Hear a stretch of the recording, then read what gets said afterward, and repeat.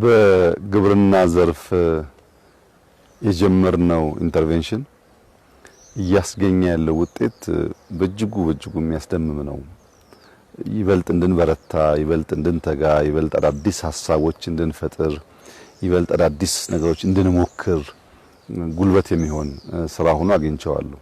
ያ ሁላችሁ እንደምታስታውሱት ኮሮና እስከመጣበት ጊዜ ድረስ የበጋ እርሻ የበጋ ስንዴ ኢትዮጵያ ውስጥ የተለመደ አልነበረም።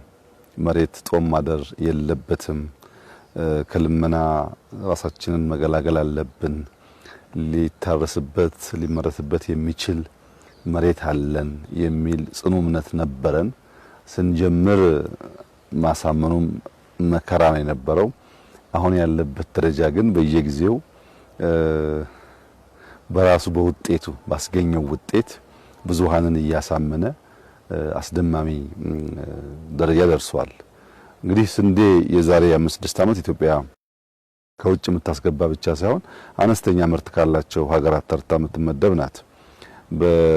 የዘንድሮን እንኳን ብቻ ብንመለከት ባለፈው ክረምት ወደ 4.4 ሚሊዮን ሄክታር ነበር ያረስነው።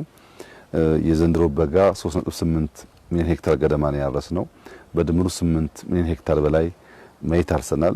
ያገኘነው ምርት ከ330 ሚሊዮን ኩንታል በላይ ነው። ይሄ በአፍሪካ በስንዴ ማምረት ኢትዮጵያን በአንደኛ ደረጃ ያስቀምጣታል፣ ከፍተኛ ምርት ስለሆነ። አምናና ዘንድሮን እንኳን ብናስተያይ ክሎስ ቱ 1 ሚሊዮን ሄክታር 950 ሺህ ገደማ ሄክታር ጭማሪ አለው። ባለፈው አመት ክረምትና በጋ 280 ሚሊዮን ሄክታር ገደማ ነበር ያመረት ነው። በዚህኛው አመት ደግሞ 331 ሚሊዮን ኩንታል የምናመርተው። ይህ የሚያሳየው የ50 ሚሊዮን ኩንታል ዲፍረንስ በአንድ አመት አመጣ ማለት ነው። ያ ዲፍረንስ እንዴት መጣላችሁ እንደሆነ ለምሳሌ አሁን ያለነው ሰሜን ሸዋ ውስጥ ነው። የከብቶች መዋያ መስክ ነው የነበረው። በበጋ በዚህ ጊዜ ትመጣ እንደዚህ ያለ አረንጓዴ ነገር የሚታይበት አልነበረም። እዚህ ጋር ትንሽዬ ወራጅ ወንዝ አለች። እሷን በየቦታው በመገደብ በማስቀረት የዘነበውን ዝናብ አስቀርተው ነው ይህን እርሻ የሞከሩት። አሁን ከዞኑ አመራር ጋር በነበረኝ ውይይት በሚቀጥለው አመት በጣም ብዙ እናሰፋለን፣ ልምድ አግኝተናል። የማይቻ መስሎ ነበር፣ ተችሎ ስላየን አያሰጋም፣ የበለጠ ማድረግ ይችላል የሚል ሐሳብ ሰንዝሮልኛል እና ሰሜን ሸዋ ውስጥ ይሄን ያክል ማሳ መገኘቱን ወደ ማህበረሰቡ ተደራሽነቱን በተግባር ብታይ የዛሬ 5-6 ዓመት ሰሜን ሸዋ ውስጥ ቢያንስ 4-5 ወረዳዎች በሴፍቲ ኔት ይተዳደሩ ነበር። 4-5 ወረዳዎች አብዛኛው ቀበሌ ሴፍቲ ኔት የነበረው። በዚህ አመት በሰሜን ሸዋ ውስጥ አንድም ቀበሌ በሴፍቲ ኔት የተያዘ የለም። 100% ራሳቸው ነፃ አውጥተዋል። በማምረት ሰሜን ሸዋ 4-5 ወረዳዎች በሴፍቲ ኔት ተይዞ የነበረው 100% ነፃ ወጣ ማለት በየቦታው በየኢኮሎጂው በየከባቢው የመሬት ጠባይና የአየር ጠባይ ጊዜ ተጠብቀን የምናደርጋቸው ስራዎች ከሰራን በድፍን ኢትዮጵያ አምርቶ መብላት አሳሳቢ ጉዳይ አይሆንም ማለት ነው። ይህ አሁን ያለንበት ሰሜን ሸዋ የዛሬ 5-6 ዓመት የነበረውን የገቢ ደረጃ ማንሳት ያሳፍራል። ዘንድሮ ግን በ8 እና በ9 ቢሊዮን ገደማ መካከል ላይ ገቢ ይሰበስባል ዞኑ ከ8 እስከ 9 ቢሊዮን ባለው ውስጥ።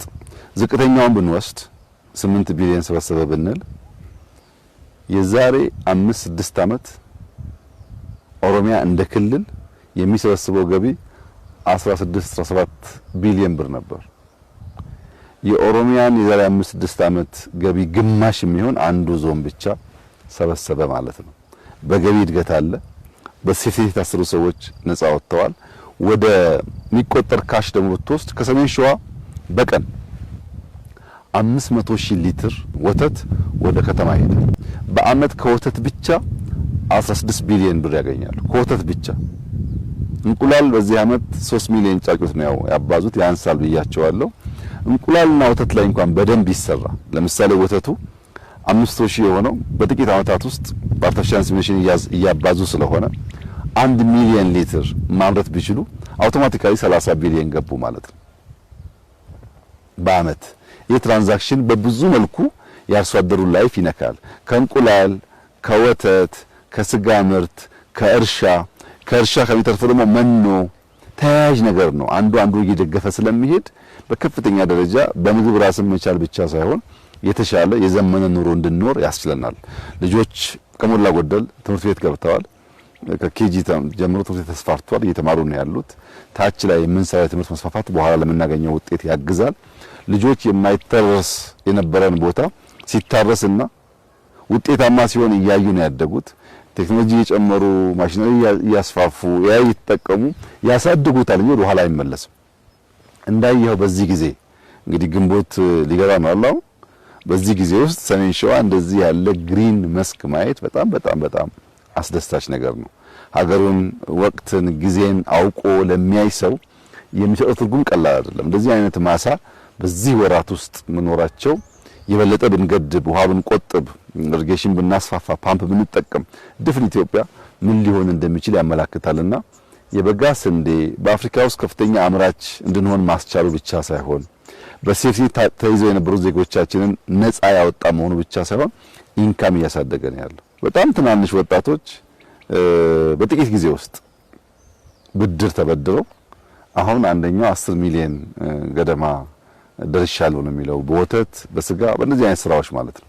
በትናንሽ ተደራጅተው የሚሰሩት ስራ ብድር በስፋት እየሰጡ ነው ያሉት ልጆች ደግሞ ሰርተው ገቢ እያገኙ ነው ያሉት። በጣም በርካታ አርሶ አደሮች ፒክአፕ ገዝተዋል።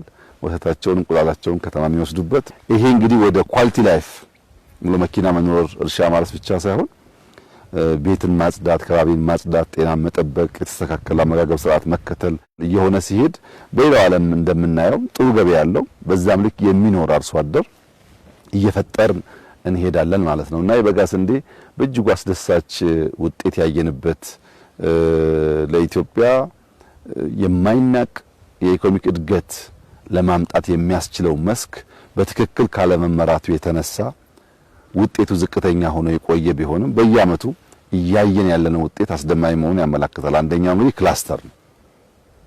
የተበጣጠሰ መሬት የሚባል የለም። የተበጣጠሰ አእምሮ ነው ያለው። መሬቱ ወጥ ነው።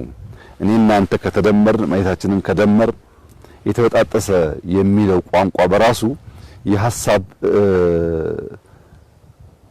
እጥረት ነው። መሬቱ እንደምታየው ወጥ ነው። ሰዎች ናቸው በኢማጂነሪ ቦርደር እያበጁ ሸነሸኑት እንጂ ወጥ ነው። ክላስተር ስናደርግ እንደዚህ ያለ ወጥ መስክ ሆነ ማለት ነው። ትራክተር ሲጨመርበት፣ ግድብ ሲጨመርበት፣ ፓምፕ ሲጨመርበት በአንድ ጊዜ የኮመርሻል ፋርሚንግ አይነት ቅርጽ ይይዛል። እንግዲህ 330 ሚሊዮን ኩንታል ስንዴ በአመት ማምረት ማለት በቀላል የሚታይ አይደለም። በድፍን አፍሪካ በዚህ ደረጃ የሚያመርት ሀገር የለም። ይሄን ደግሞ ሳንዘናጋ አሁንም የቀሩ ቦታዎች ቴክኖሎጂ መጠቀም ብናሳድግ ባጭር ጊዜ ውስጥ 500 ሚሊዮን ኩንታል መግባት እንችላለን፣ ብዙ ሳንቆይ ማለት ነው። ያን ለማድረግ አሁን አርሶ አደሩ በግብርና ሴክተር ውስጥ ያሉ የግብርና ኤክስቴንሽን ሙያተኞች የዝናብ ወራትን ሲዘንብ ከዝናብ መሸሽ ሳይሆን ያንን ዝናብ እንዴት አድርገን እንደምናቆይ የሚያስቡ አመራሮች፣ አፈር ለመንካት ጭቃ ለመንካት ማሳ ውስጥ ገብቶ ለማየት ለማገዝ የሚተጉ አመራሮች የተፈጠሩ ሲሄዱ ምርታማነት ያድጋል። እንግዲህ ኢትዮጵያችን ተስፋ አላት። በግብርና ሴክተር የመንግስት ኢንተርቬንሽን እና አንዱ ኮር የእድገታችን መንገድ ነው ያልነው አዋጭ ሆኗል። ልክ እንደ ኢንዱስትሪው፣ ልክ እንደ ቱሪዝሙ፣ ልክ እንደ ማይኒንጉ፣ ልክ እንደ ቴክኖሎጂው ግብርና ራሱን አስችሎ አመርቂ ውጤት እያመጣ ነው ያለው። አሁንም ብዙ የማደግ ፖቴንሻል ስላለው እንበርታ፣ እንስራ፣ እንማር፣ እናሻሽል። ከትናንትና እያረምን እያረቅን እያሻሻልን ከሄድን የምናስባትን ሀገር ለመፍጠር የሚያስችል መሰረት እንዳለ ያመላክታል። ከሁሉ በላይ የሚያስደስተው የሐሳብ ጥራት ነው። መድፈር፣ መሞከር፣ መፍጠር፣ ከፈጠርን በኋላ መፍጠን፣ ማሰናሰል፣ ለትልቁ ነገር መጓዝ የሚለው ህልማችንና እሳቢያችን ፍሬያማ እየሆነ ነው ያለው። በዚሁ እንድንበረታ፣ እንድንሰራ፣ እንዳንቆም በጥረት በልፋት በላብ ብቻ የሚገነባ ሀገር እንድንመሰረት ልጆቻችን ስንጥር ስንለፋ ስንተጋ እንዲያዩ ከዚያ የሚገኘውን ውጤት በጋራ ሃርቨስት ማድረግ እንድንችል ያንን ባህል መለማመድ ማሳደግ ያስፈልጋል። ሁሉን ቀን መጠቀም አለብን። ሁሉንም ወቅት መጠቀም አለብን። ለማምረት፣ ለመልፋት፣ ለመስራት፣ ለማምረትና ከዚያም ለመብላት ብቻ አይደለም ለማብላትም ጭምር ለመርዳትም ጭምር መጠቀም ይኖርብናል። በዚህ መንገድ የባህል ለውጥ፣ የአስተሳሰብ ለውጥ፣ የአሰራር ስርዓት ለውጥ፣ የወርክ ኤቲክሳችን የተቀየረ ሲሄድ እንዳያችሁት የሚያስደስት ማሳ የሚያስደስት ውጤት ኢትዮጵያ ውስጥ ማየት የተለመደ ይሆናል። ዛሬ በሰሜን ሸዋ ባየሁት ስራ በእጅጉ ደስ ብሎኛል። ይሄ በሁሉም ዞኖች እንዲስፋፋ በሁሉም ዞኖች እንዲበራከት መጪው ክረምት ከፍተኛ ስራ የሚጠበቅበት ሲዝን ነው። ለዚያ ሁሉም አርሶ አደሮች፣ የግብርና ኤክስቴንሽን ሙያተኞች የተሰናዱ የተዘጋጁ እንዲሆኑ አደራ ማለት ፈልጋለሁ። ዓለም ያለችበት ሁኔታ የምናልፈው የምንሻገረው በልማት ብቻ ነው። ካረስን የጀመርነውን ከጨረስን ከበረታን እንሻገረዋለን እና ከስራ ውጭ መሻገሪያ መንገድ እንደሌለ አስበን ጊዜያችንን በስራ በልማት እንድናጠፋ አደራ ማለት ፈልጋለሁ።